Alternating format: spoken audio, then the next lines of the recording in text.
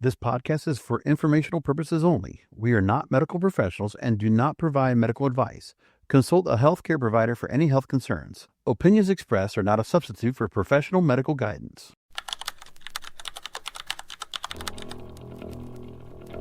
Welcome to the Optimize We podcast. I'm your host, Lindsay O'Neill, and I'm super excited to kick off this series of interviews and biohacking truths without the BS with you. Hello, Dr. Jason Saunders. How are you today? I'm doing quite well, thank you. Thanks for having me. I'm so excited to talk to you today because as we were just having this conversation with my fiance, hyperbaric oxygen therapy has become a big topic in biohacking. I mean, it's always been a big topic in biohacking, but even now, there's a lot of potential issues that come along with it because people are just buying these machines, putting them in their house, and they're not getting a lot of guidance. So I'm excited to sit down with you today and talk more about the efficacy around HBOT. I agree. It's an important tool. It's a powerful tool. With power comes responsibility. And so understanding the equipment, understanding what you're getting involved with, and of course, A, make sure you're being safe, and B, of course, make sure you're being effective, and, different pressures, different tools for different jobs. So that's an important conversation. So tell me, what is the foundational premise for HBOT? Every cell in your body, other than the red blood cells that carry oxygen, need oxygen for making energy and doing whatever job that cell is responsible for doing. Right now, if we're both relatively healthy, at least healthy heart, healthy lungs, your red blood cells are carrying almost as much oxygen as they possibly can. If we put a pulse oximeter on your finger, you're about 98, 99% saturated, which means you really can't carry much more than you already have. So the reason that you extract oxygen from the air that you're breathing right now is because we're surrounded by an atmosphere. That atmosphere has a pressure, and that is the pressure that actually drives oxygen into your circulation. We've all had an experience where we've gone up in elevation, whether that's like hiking in a mountain or going out to Colorado. It's harder to breathe. Right. We say there's less oxygen, but percentage-wise, it's the same percentage oxygen at sea level or the top of Mount Everest. The difference is pressure. So you lose pressure as you go up in elevation. Hyperbaric is the exact opposite. It just creates an increase of pressure. It's like going below sea level. And as you go below sea level, pressure builds. As pressure builds, the driving force of oxygen from the air you're breathing increases. And now we can get exponentially more oxygen into your body than we can under normal atmospheric pressure. So your cells are healthy. They're happy. They're like, yes, thank you. For the first time ever, there's a surplus of oxygen. Yeah. Amazing.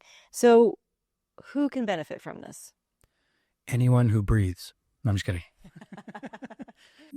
Hyperbaric gets a kind of a bad rap. Right. From the standpoint of like, this one thing can't cure and treat all these different conditions. But essentially what I would tell you is hyperbaric isn't a treatment or a cure for anything. It's literally your body uses oxygen right now, has been since you took your first breath, and will require oxygen every day going forward until we're no longer here. And essentially getting a little bit of extra oxygen, more than what we're normally capable of carrying, just creates an opportunity for the body to utilize that oxygen for either increased energy production, reduction in inflammation, stimulation of growth from repair and regeneration of cells and tissues. So quite honestly, as long as it's safe for you, which there are a short list of medications, there's a short list of conditions like pneumothorax or the inability to equalize your ears, like that might stop somebody from being able to get the therapy. But in different dosages, it's really just geared toward, what level of therapy is necessary for getting you whatever goal you're trying to get to from a health standpoint, whether that's, getting away from illness or whether that's like optimizing your health like it is for most people in biohacking. Right. When I think about hyperbaric oxygen therapy, it makes me a little bit nervous. I grew up in New York City and I got stuck in one too many elevators in my life, and I am a little claustrophobic. And I know a lot of people share the same fears that I do. How do you work with someone who might be a little... In most situations, it's more room than most people assume that it is. In other words, the one conversation we have a lot in the office, I need to be medicated to get an MRI, as an example, or something like that. It's quite a bit more roomy than an MRI. Plus, you don't need to just like sit still and like hold your breath for a period of time. Like, all of these are usually flexible enough and roomy enough to kind of move around in. Next is that a lot of people, when it comes to the concern of like, can I get out of here? Some of that also has to do with like the control. Like when the elevator is stuck, you're like, I'm stuck. There's nothing I can do. Right. Depending on the equipment that you're using, a lot of chambers have internal controls and external controls. Like what we say in our office is, if you needed to get out of here on your own, you could. You turn this, open this, turn this, open this. I show you how to do it. Right. And then I ask you, please don't. Yeah.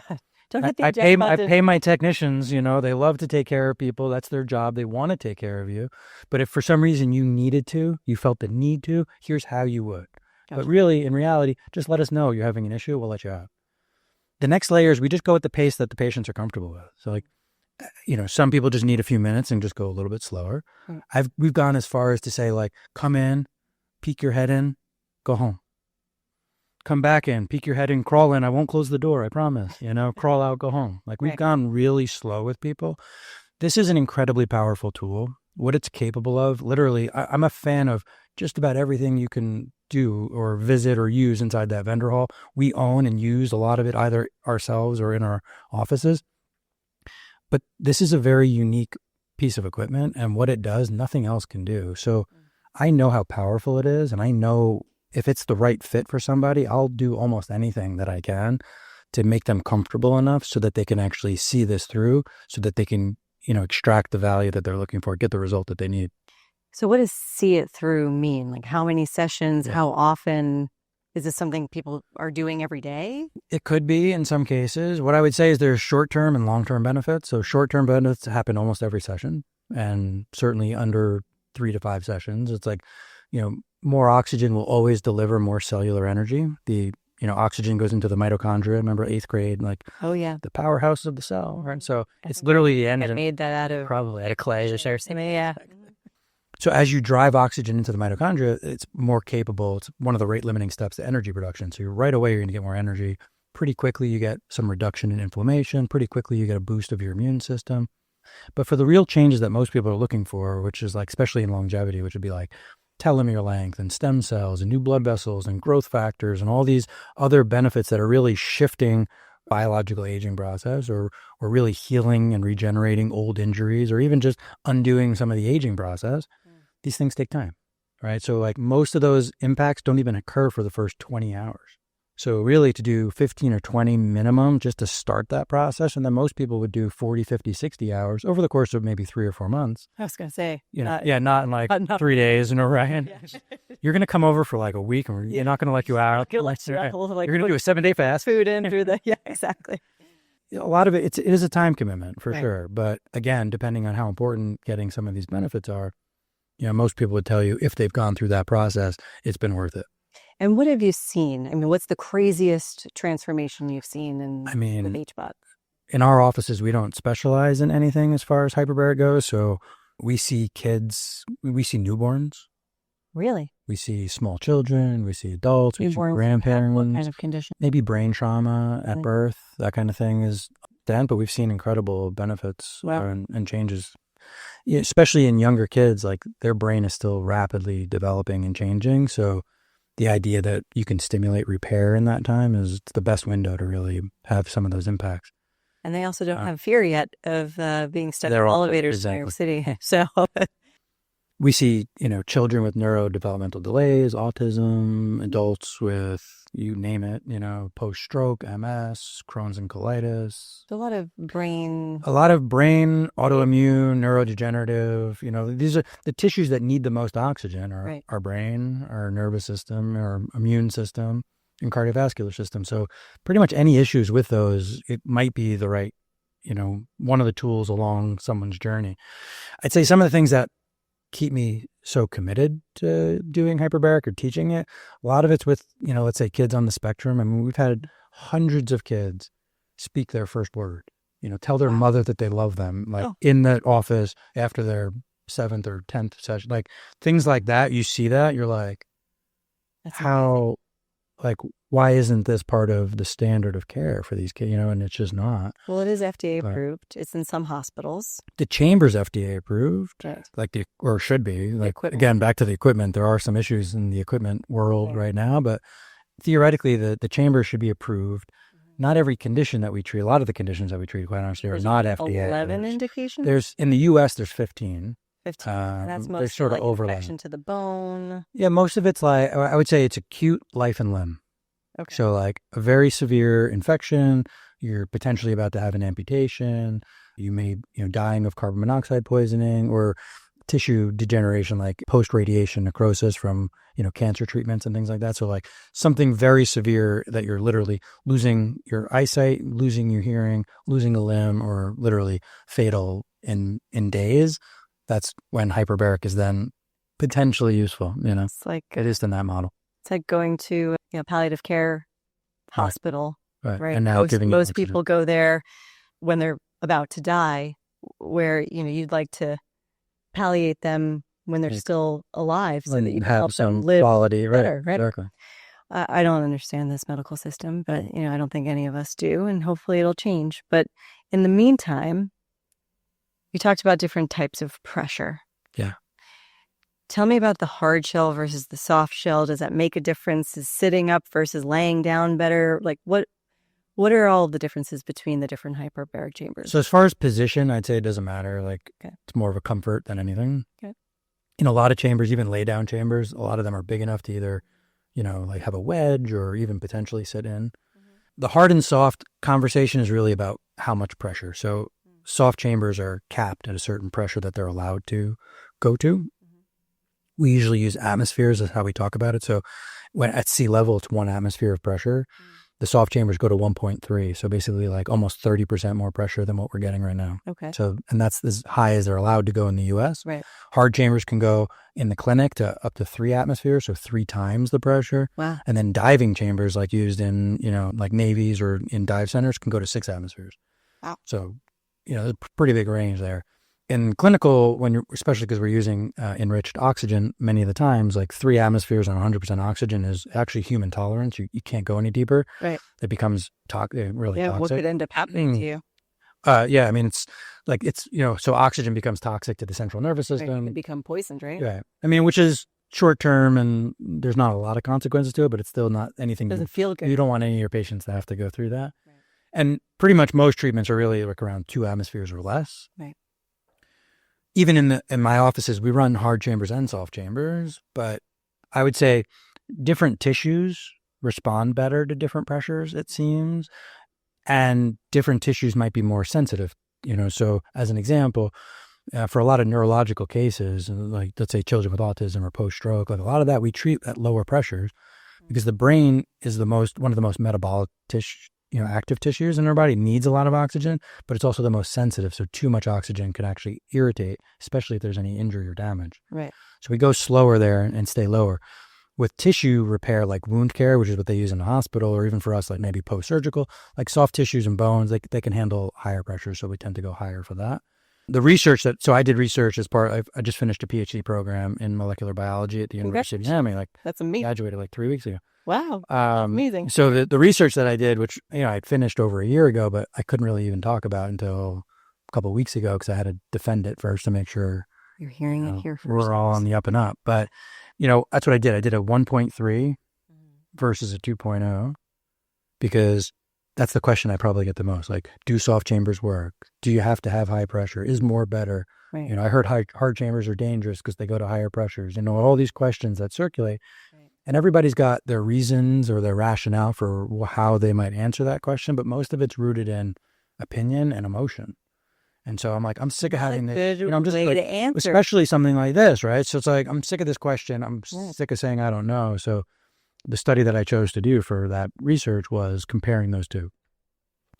What we found, just to summarize, was, 1.3 and 2.0 both reduced systemic inflammation a lot.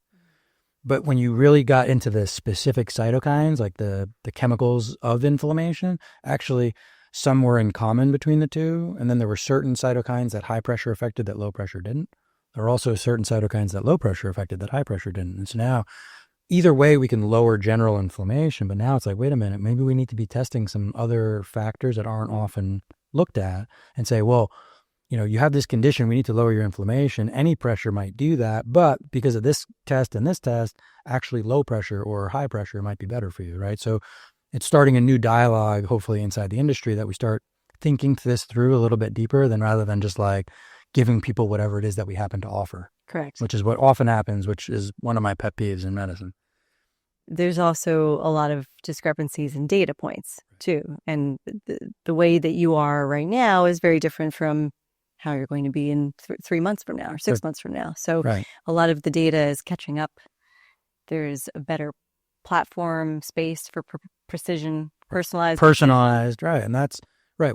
Yeah. I try to get, especially when I'm teaching this stuff to other docs, like, let's get away from, what's the protocol for MS? What's the protocol for gangrene? Or like, well, everybody with a TBI or concussion or everybody with Crohn's and colitis, they have a different story, right? So like, we shouldn't have a disease-based protocol. We should have a person protocol based on what symptoms they have, what goals they have, what issues they're experiencing, which part of hyperbaric are we trying to elicit, and let's build a protocol around the mechanism of action rather than the condition itself. Then we could be so much more specific with like targeting what that particular person needs, which is really a big part of why I did that research. Was like, let's wrap our head around this concept and really open a door to I don't have all the answers. This research project only answered a few, but I have more questions now than I did before I started, but at least it opens an opportunity for a dialogue that's, data-based and non-emotional.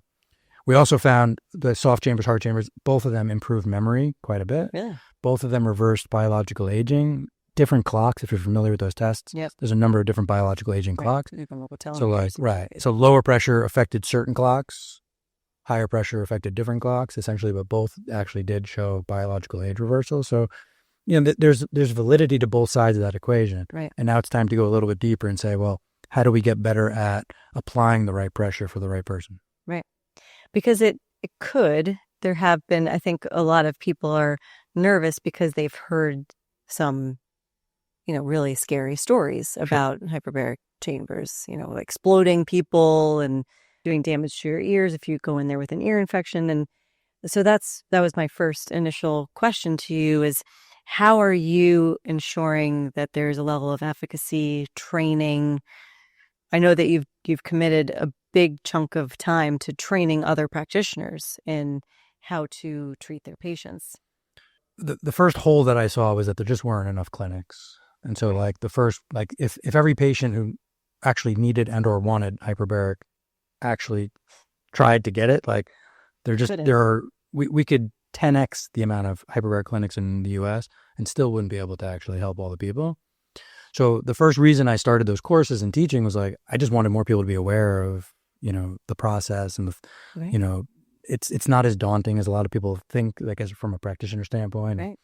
And then I saw that even once they had that education, they still had, confidence issues around protocol and protocol development and making sure that patients really, because it is a big time commitment for a patient in general for a lot of these things. So it's like, how do I convey the importance of making sure that you stick to that program, So then I wrote Dr. Dottori and I wrote a textbook that actually like drew out protocols based on indication, protocols based on mechanism of action to really try to give a resource on top of the courses that we were teaching. And I also work very closely with a lot of clinics just consulting to help give them the information and also the confidence. A lot of times it's a confidence thing to be able to say, listen, the patient's coming in, they're wanting the therapy, they're feeling like concerned about, is this really going to help me? It seems like it's a little bit expensive. It's going to be time consuming. Like, right. How do I know that it's going to help? Right. So I help try to give them the confidence to understand those mechanisms in detail and give examples of, similar experiences that we've had to say, listen, this thing works. I mean, we don't make promises. We're not here to this isn't about, I've never made a recommendation to a patient that I either haven't done myself or recommended to my family. I've never told a practitioner to do something that's unethical or immoral. A lot of practitioners have there's like a money complex issues with exchanging of care for dollars and letting patients kind of dictate their own care. But like, we've spent a lot of time, and if you're making good recommendations and you believe in those recommendations, you're telling them the right thing to do. Like, it's also part of our job is to hold people accountable to the program, to see it through. Because if people are running around saying, well, I tried hyperbaric, it didn't work. You're like, well, you have 4 autoimmune diseases that you had for 10 years. You've done 3 sessions in 6 years of time. Like, it wouldn't work in that scenario, right? So like, let's actually make sure that when people try it, they really give it a shot. Right. And when they do, inevitably, I tell patients all the time, I can't promise you you're going to get everything you want. I can't promise you you're going to get it in the order that you want. But what I can say with 100% confidence, I've never had somebody go in the chamber and have nothing happen. So my oldest daughter is a little bit of a spaz. She's broken 8 bones. She's only 14. Wow. And a couple weeks ago, she went to the trampoline park with a bunch of her friends from in a bubble. grade. I wish she was in a bubble. She needs a bubble. And she comes home and she's like, my head really hurts. I think like someone threw a ball in the foam pit of the trampoline park at my head. And then she started to remember, I think someone fell on my head. She went to school the next day and the nurse calls me and says, I think your daughter has a concussion because she doesn't remember passing out. She got knocked out by a boy who fell on her head. She fell into her friend's arms, but because her friend didn't say anything, we didn't know that she had a concussion. So I brought her to a concussion specialist and the next morning, and she failed all of the tests. So obviously she had a significant concussion. They don't call it mild, medium, and severe, advanced or severe anymore. They call it like short and long. Like it lasts a long time or it doesn't last a long time. She's now had it for almost 3 weeks, so it's a pretty long-lasting concussion. And I asked him about hyperbaric oxygen therapy, and he looked at me like I was a space alien that had just landed in his office. You mean he didn't have one in his office, and he said, this is the first thing you should do right away? No. And this is the problem. You're working with doctors who are already on board. Right. You're helping them, and you're working with patients who really they're in a significant amount of pain, right? But what about the rest of everybody else?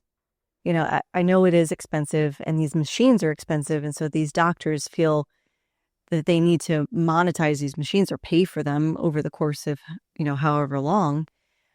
So a standard session would cost anywhere between, $100 to $250. Yeah, I'd say, soft chambers probably run between like $100, $150 an hour. Right. And hard chambers are probably like $200 to $300 an hour. Right, which is a lot if you're doing 40 hours. Now, and just so you know, like more standard-ish concussion, if you catch it quickly, like 10 hours is usually, we would do like 10 hours over 2 weeks, and that would normally like get somebody back to baseline if we catch it early. Right.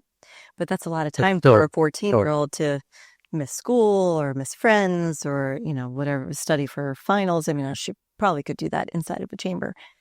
But how do you educate beyond the people who already know? This is my big question. We're sitting here at the biohacking conference. I think that less than 1% of people have even heard the word biohacking. Right.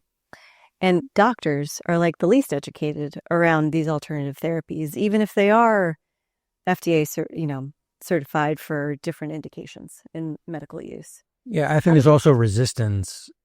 There's just there's a general resistance in medicine for like, a lot of these devices have a ton of research behind them. Some of them don't, but even the ones that have a ton of research behind them are generally not well understood or well known in a traditional medicine model. And so therefore there's like, I don't know. And then just the comment of like, well, I don't think there's a lot of research on that is just like the repetitive comment that comes from so many, even though I doubt they've even ever looked to see if there were. Do you think it's a fear of the unknown, or do you think it's a fear of getting sued? I'm sure it's a bit of both, and then I think there's one more layer of like, it wasn't my idea. There's a lot of ego. There's a lot of ego still that remains inside of medicine, I think. But don't all doctors take an oath to do no harm? Of course, but that doesn't always mean do everything. Like, to me, it meant my job isn't to force my thoughts, my therapies, or my process or anything on a patient. My job, I'm a guide. Mm. I'm like, I spent a lot of time learning a lot of things. I happen to be an expert in this. Right. You're coming to me for help. I'm giving you my opinion. If you'd like to join me, I'll take your hand. Let's walk this way. I'll take it as far as you're willing to go. Right. You know, but I'm not going to make you do it. But if you don't fully know your options or understand your options, then you're going to make an ill-informed decision, right? So I have to give you as much information as I possibly can to allow you to make whatever decision you want. And then it's my job to support you as best as I can based on that, right? That's how I view it. But, you know, in medicine, there's all of that resistance. One example is, and I hate to use this because I actually wholeheartedly disagree, but like this whole, like, ask your, you know, all the drug commercials, right? I was just going to say the pharmaceutical. I hate the drug commercials, but what did they do? They used a thought process of like, okay, you know what? I don't know if doctors are understanding this enough or we're not getting enough. I don't know why, but they were like, listen, clearly, if we educate the consumer and we're like, hey, ask your doctor, right? And all of a sudden now that's generating a conversation that maybe the doctor wouldn't have thought of or whatever, but clearly whatever it was, it worked because they've been doing it now for far too long. But there's this educate the public, let the public ask their doctor. Right. To some extent, while I wholeheartedly disagree with the concept of marketing drugs, particularly in that way, one of the things that I've done myself is to educate the public. Like we live in an informational world where like no longer, you know, like my mom would be like, well, the doctor didn't tell me to do it. So, you know, like we have to break free of that mentality anyway. Like doctors don't know. I'll be the first one to tell patients, I don't know everything. Right. And if you learn something, I want you to come to me and educate me. And then if I don't get the whole story, I'll go home and figure out, you know, more pieces to it. It's actually one of the blessings of having this new generation with the devil in their pocket with all of this information, because now they're starting to advocate for themselves. Right. They quickly go on ChatGPT and say, oh, no, that's not going to work for me in this particular condition. You know, there's a lot of doctors that are like, wow, you think that ChatGPT knows more than me? And I'm like, oh my God, medical degree. Where did that, they maybe they do know something. Let me look at this. You know, I don't look at that as a challenge. I look at that as like a thank you. Right. And an opportunity for me to learn. Right. You know, we really need a lot more, I think, of that in medicine. But, you know, a lot of the work of, let's say, biohacking, like this whole movement, there are practitioners here, but there's a lot of end users here, right? And hopefully they're going to these talks and talking to vendors and they're learning and they'll take that back to their doctor. And it's only through, I think, word of mouth and, you know, really building the awareness and educational models. And then the doctors that are open-minded will start taking on, you know, more and more of these, hopefully these therapies and offering them. Yeah. And I'm guilty. So I worked in pharmaceutical advertising. I won't hold that against you. In digital media for many, many years. And I was actually a part of the team that brought specialty pharma and pharmaceutical data online in a de-identified way so that we were able to target people with specific condition sets. And then several years later in 2019, I went back to the company that I was working for, and we started to onboard HCP data so that we could target the doctors. And what I found was, so first of all, it's super cheap, all things considering. All of media is sold typically on a CPM, which is a cost per 1,000 eyeballs on the ad, right? So if you see a banner ad, they're paying, you know, fractional cents on the dollar for your eyeballs on that. Yep. But if you can target an ad to a doctor and you know that doctor is a cardiologist and you have a cardiological pharmaceutical drug that you would like that cardiologist, and you can follow that doctor around the internet, find them on Condé Nast, on Golf Digest, on Forbes, on Entrepreneur, and Maxim, any of these websites, you can charge $2,500 CPM instead of a $5 CPM. It's a fear-based, not an education-based in either scenario. Right. So in the first case, it's, oh my God, you're going to die of this. So take this pharmaceutical drug. Oh, but also it might it might also kill you by taking the drug. And then from the doctor's perspective, it's, you know, your patients are dying. And if you don't give them this drug, then they're going to die. And you took an oath. It's the same case for both of them. Right. And in this industry, what I found, because I have been in this industry for a few years now, a lot of the innovators of this cool technology don't want to do that because we don't want to fear someone into trying to optimize their health. Like, here, look what's possible. Right. Right. Moving towards something rather than away from, right? But there's no better motivator on the planet than pain. There isn't. Mm-hmm. And so maybe there's somewhere in the middle where you can say, are you tired of being in pain? Right. I think a lot of times too, in medicine, traditional or even, regenerative or functional medicine, there's this like, you came for this reason, which was probably pain-based of some kind, like something you're trying to get away from. Right. And then once you got away from that, I kind of let you go rather than you came for this reason. We started working on that thing, but the whole time we were working on that thing, I also helped you understand what was possible. So that by the time that the first issue that we had, the one that finally brought you in was solved, you may stick around a little longer so that you actually can move so much further away from that it doesn't become, so many people are in that same cycle of like, have an issue, got it resolved temporarily, 3 months later, have that issue again, right? But like, that's one of the things I did in practice for many years was always like, here's where you were when you came.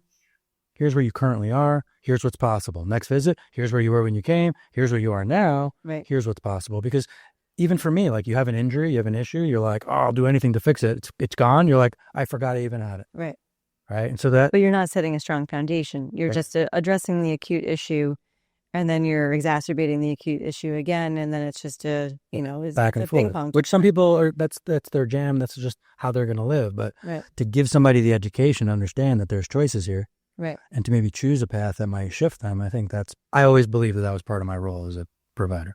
And it is. And it's a big part of my role as an educator and having this podcast. And I have the biohacking index, which is kind of like the Yelp of biohacking. So different hyperbaric chamber manufacturers can actually list their businesses, and doctors and lay people who have used those chambers can actually go on and rate and review them.